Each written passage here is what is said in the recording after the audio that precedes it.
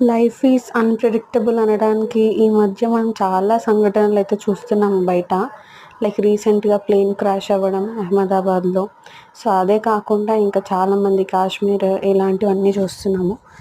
So, ఇప్పుడున్న సిట్యుయేషన్‌లో life అనేది అన్‌ప్రెడిక్టబుల్ అయిపోయింది కాబట్టి, మనం మనకున్నంతలో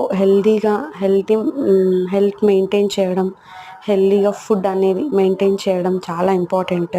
సో, ఆల్రెడీ చాలామంది అయితే ట్రై చేస్తూనే ఉన్నారు. సో, ఇంకా అయినంత వరకు చాలామంది జంక్ ఫుడ్ అవాయిడ్ చేసి, ఈ స్ట్రీట్ ఫుడ్ అన్న ఒక ప్యాషన్ అనేది ఏదైతే ఉందో అది కూడా కంప్లీట్‌గా అవాయిడ్ చేసి, మీకున్నంతలో హెల్తీగా ఉండడానికి ట్రై చేస్తే చాలా వరకు ఈ వచ్చే హెల్త్ ఇష్యూస్ని తగ్గించవచ్చు. అండ్ ఐ హోప్ మీరందరూ చేస్తారని అనుకుంటున్నాను. అండ్ చిన్నవండి డైలీ హ్యాబిట్స్ కొన్ని చేంజెస్ చేస్తూ ఉంటే ఆటోమేటిక్గా హెల్త్ అనేది బాగుంటుంది. And thank you for watching my video and subscribe to my channel. ఇక్కడ నుంచి హెల్తీ వీడియోసే వస్తాయి. Thank you.